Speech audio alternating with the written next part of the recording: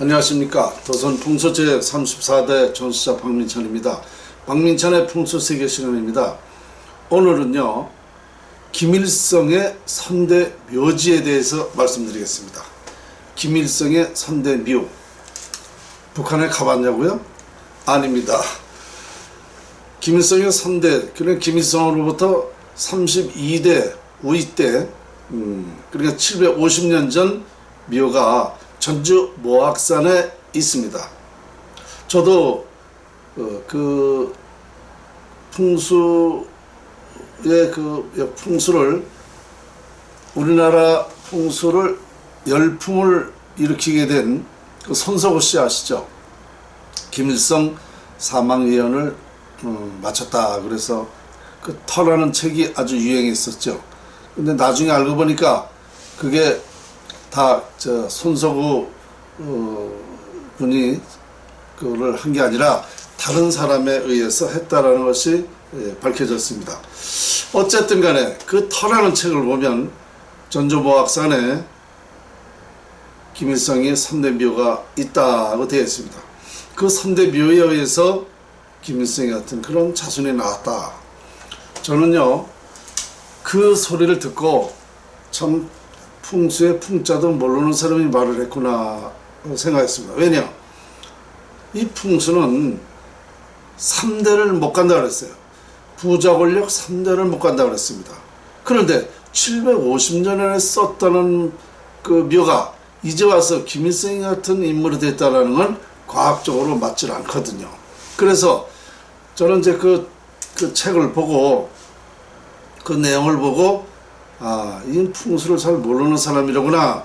그러나 일단은 김일성의 선대묘가 있다니까 한번 가보자. 그래서 제가 25년 전에 갔었어요.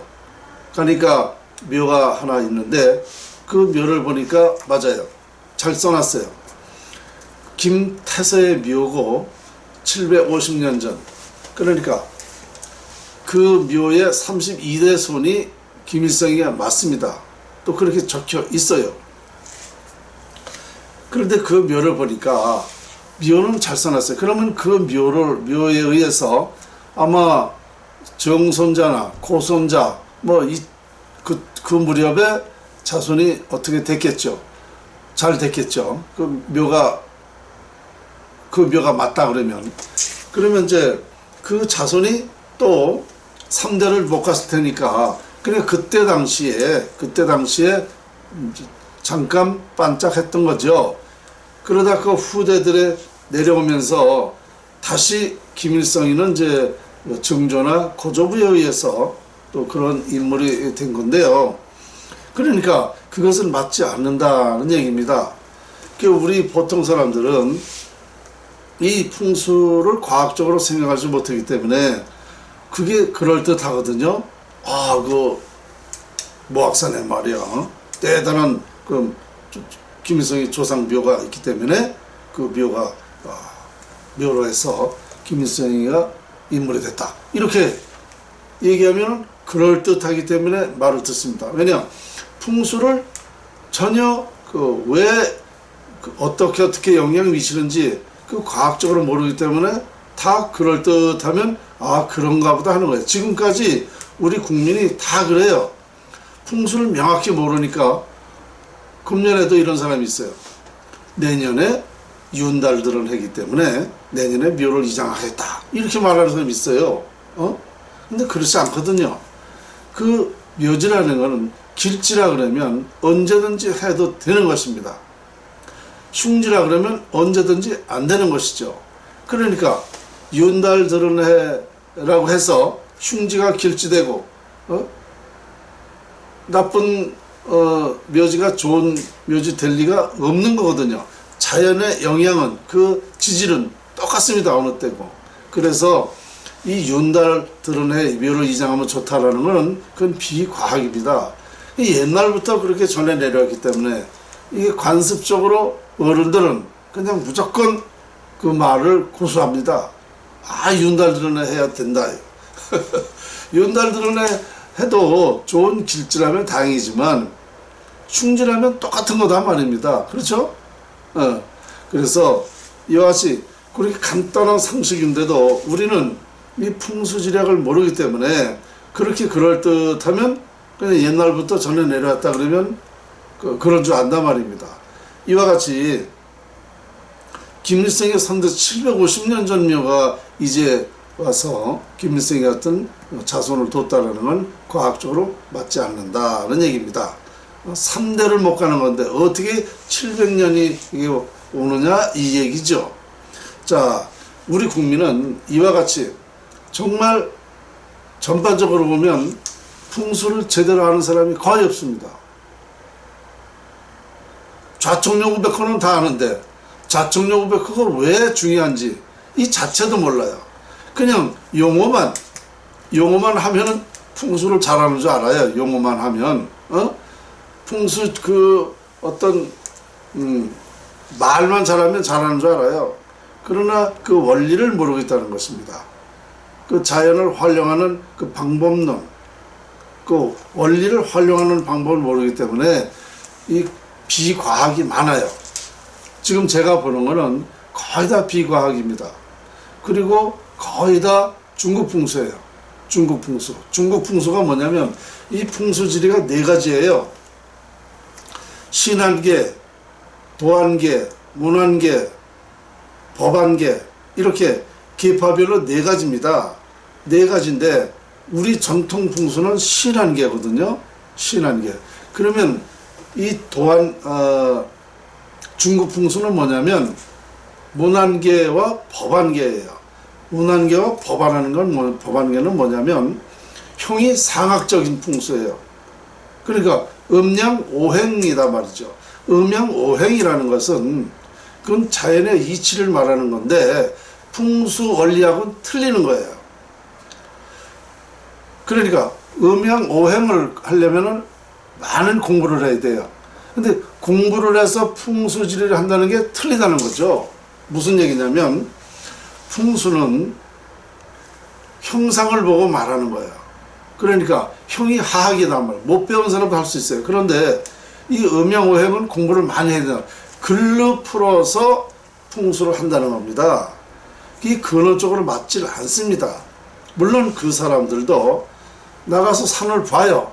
산을 보는데 결국은 음양오행으로 맞추더라고요. 그러니까 맞질 않는 거예요.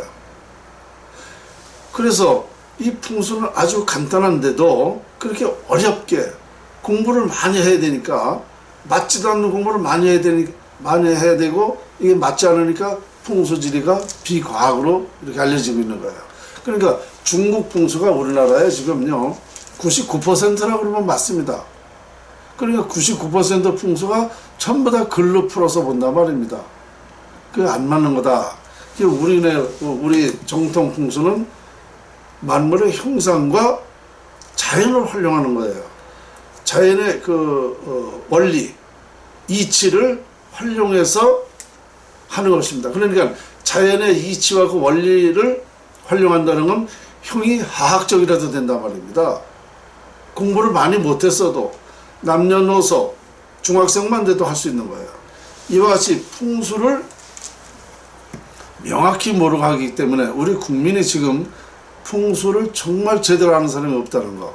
이게 다 풍수가 그 위대한 학문이고 풍수의 위력이 대단한 것이고 풍수가 삶의 질을 높일 수 있고 나라 운명도 결정하고 모든 길흉화복에 영향을 주는 것인데 이 자체를 모르니까 우리나라가 지금 풍수를 활용해서 발전할 수 있는 방법을 알지 못하고 있는 것입니다. 그래서 이 풍수를 명확히 아는 것이 가장 중요한 겁니다. 숨을 쉬고 있는 자체도 풍수지리라고 제가 얘기했죠. 기를 활용한단 말입니다. 공기를 활용해서 숨을 쉬지 않습니까? 이와 같이 인간사, 세상사 모든 것에는 다 풍수가 적용한다. 역사에 어떤 영향을 미친 것도 다 풍수였습니다. 제가 연구해 보니까. 그러니까 이렇게 위대한 풍수지리학을 우리는 이걸 비과학으로 알고 있거나 풍수학을 명확히 모르는 그런 입장이다 보니까 정말 우리가 고통스럽고 나라가 지금 망하고 있는 것도 그 왜 그런지 모르고 있는 거예요. 이미 제가 그것을 밝혀놓고 나라가 망하는 원인을 밝혔고 그래서 나라는 어떻게 살릴 수 있다라는 얘기를 했지만 아직도 제 얘기를 다 귀담아 듣지 않고 또 전체적으로 모르고 있기 때문에 나라는 안 되고 있는 것입니다. 이와 같이 풍수의 영향이라는 것은 나라뿐만 아니라 전 세계에도 미치는 것이죠. 왜냐? 자연을 활용하는 방법은 어느 나라든 똑같거든요. 다만 이것을 지금까지 몰랐을 뿐이에요.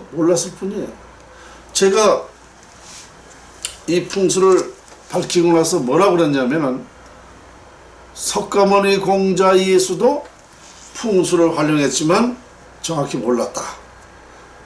아인슈타인도 전 세계의 유명한 어떤 학자도 철학자도 이것을 아무도 몰랐다는 사실입니다. 이 전 세계가 이 100년 전에만 이 풍수지리학을 알았다면 자연의 위력을 활용하는 방법을 알았으면 지금 전 세계는 세계 평화가 됐습니다. 당연히 되는 것입니다. 왜냐? 이 풍수지리학을 활용함으로써 우리가 다 같이 행복하게 사는 방법을 알거든요. 세계 평화가 된단 말입니다. 그런데 갈등이 있을 수가 없잖아요. 전쟁이 있을 수가 없지 않습니까? 다 같이 잘 사는데 뭐로 욕심을 내요? 그래서 제가 이 풍수지리학에 대한 이 위력, 풍수지리가 왜 중요한지 이것을 계속 말하고 있는 것입니다. 이와 같이 풍수지리학이 이런 것인데 김일성의 그 750년 전 선대묘가 김일성이 같은 그런 인물을 발언시켰다면 이거는 이 부분은 비과학이다. 김일성은 자기 위에 정조나 고조부에 의해서 그런 인물이 됐다. 이런 결론이 되는 것입니다. 그래서 우리가 하나하나 이 풍수를 알 때에 여러분이나 또 제2 연구가 확산이 돼서 세계가 우리나라는 물론 뭐 당연히 세계에 가장 빨리 활용할 테니까 가장 큰 세계적으로 발전하는 그런 나라가 되겠죠. 자, 오늘 김일성의 선대묘를 말씀드리면서 여러 가지 또 제가 그 얘기를 하게 됐는데요. 어쨌든 이것을 풍수지리학을 밝혔다는 것은 상당히 좋은 일일 것입니다. 오늘 여기까지입니다.